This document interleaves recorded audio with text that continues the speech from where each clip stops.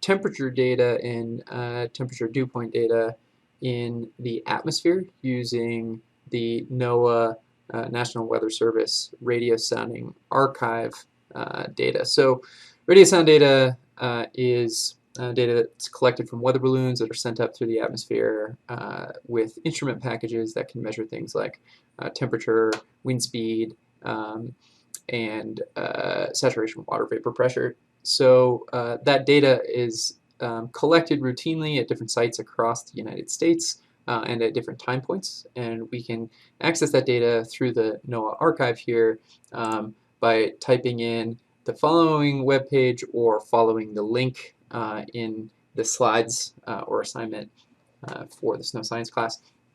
So I've pulled up today's observed sounding archive. It's gonna populate whatever the most recent data is. You can see that you're given these maps with dates and times. So today is the 6th of January, and I have some time points for the 6th, but I also have location points that are marked by these blue stars. So I want to go to if I'm using this data to evaluate most recent snowfall, I want to choose the dates or times most relevant to when the snowfall was actually occurring. And I want to do that in a location nearest to the location where I'm evaluating that snowfall. So if we're in Colorado, of course I'm not going to click any of these that are radio sound data taken from other parts of the country. If I'm looking at today, if I want to analyze precipitation that's currently happening or from the last 24 hours, I could click this and that's going to pull up the map here, and then I can click on the location closest to where I will be. If I'm looking at Wolf Creek, then this is the Denver site. I'll click on this site, and that will generate this diagram, which is a composite of lots of different things, most of which are beyond the scope of this class. What we are going to look at is this diagram right here to the left, which is called the log P skew T diagram. There is a wealth of information here about what's happening in the atmosphere, most of which we're not going to leverage for this class, but it's a fun deep dive if you want to look into how to interpret these things with greater detail. For us, there's a variety of ways that we can think about the relationship between the atmospheric temperature and the snow liquid ratio or the snow water equivalent, really what the moisture content of the snow is, which we know is related to the habit or the shape of those crystals as they're falling and the temperature and relative humidity. And so instead of using the surface temperature as a proxy, it's better to use the atmospheric temperature as a proxy because that's where the nucleation is really occurring and the crystal growth is occurring. And that can be radically different from the surface temperature.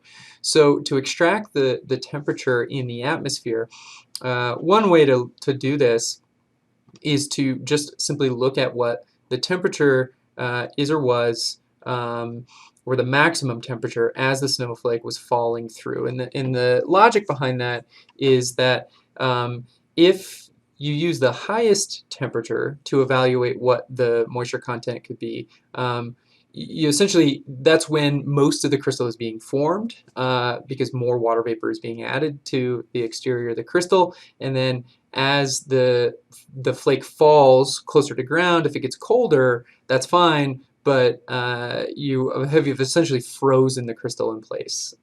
This isn't perfect by any means, but it's one proxy, and that's what we're going to use in this class.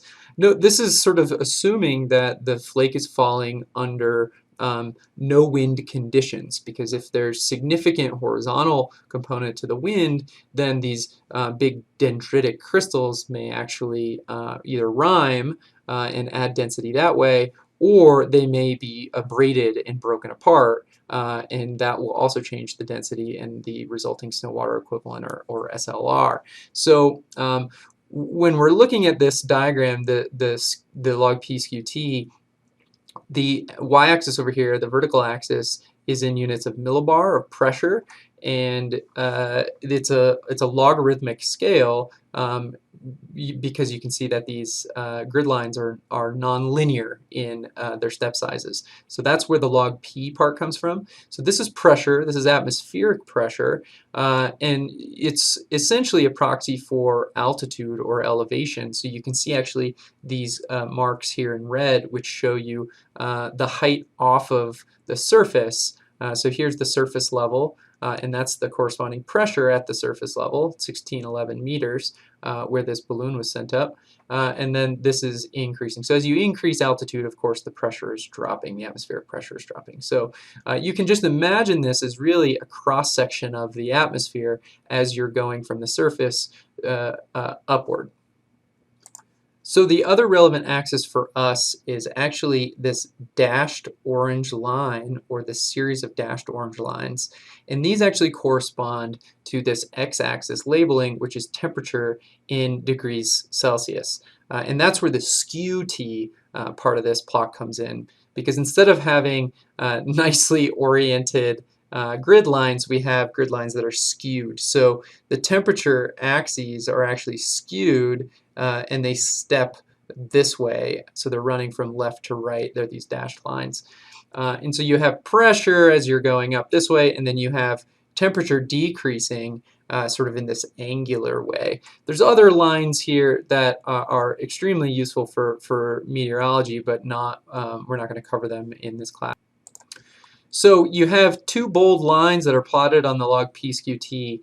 The green line is the dew point temperature, so that's the temperature at which condensation will occur out of the atmosphere, and the red line is the actual measured temperature. So if we're trying to extract the highest temperature that the snowflake would experience as it's precipitating and falling through the atmosphere, then we'll look at the red line here. And remember, the axes are these dotted lines, and those intercept the x-axis down here. So we're right here. That's the hottest point, the highest temperature point in the atmosphere, and that corresponds to maybe -8 C.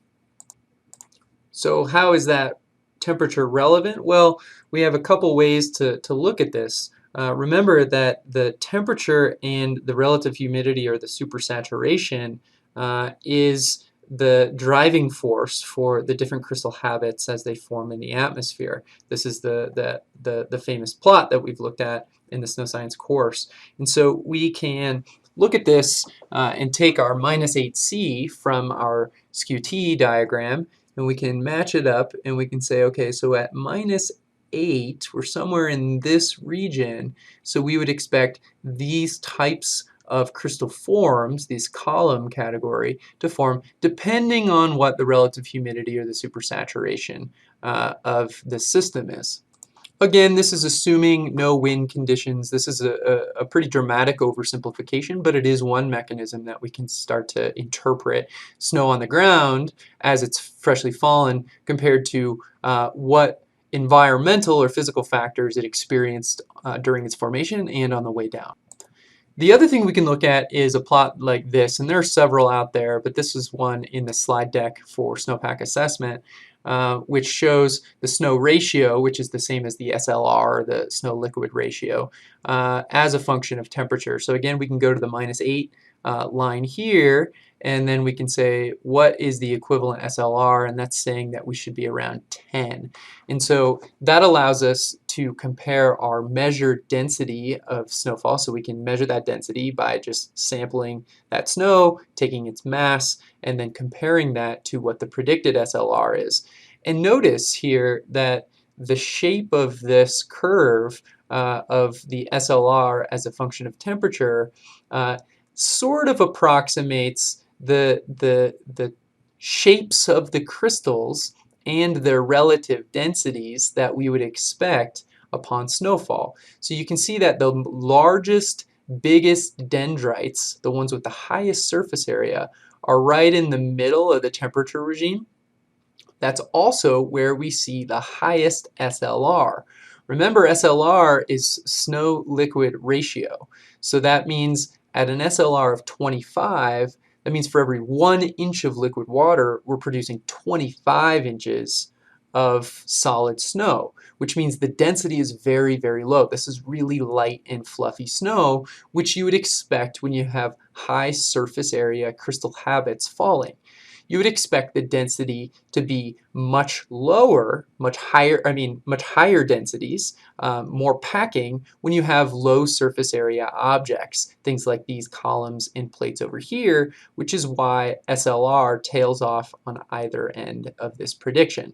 And so what we want to do is take our field observations of freshly fallen snow and compare them to what would be predicted by these two plots as they're influenced by the highest temperature in the atmosphere.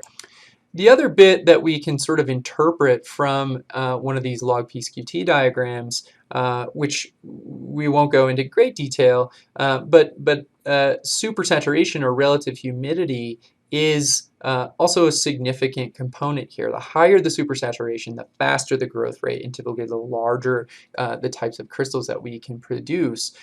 Since the green line is the temperature of the dew point and the red line is the actual temperature in the atmosphere, as these two curves get really close to each other, then the temperature is near the dew point, right? So we're near where we essentially have really moist air. And so the distance between these two objects at the highest temperature also sort of gives you a proxy for whether or not this is really moist air, so high supersaturation, or drier air, so lower supersaturation. And that can sort of qualitatively feed into your observations and your predictions.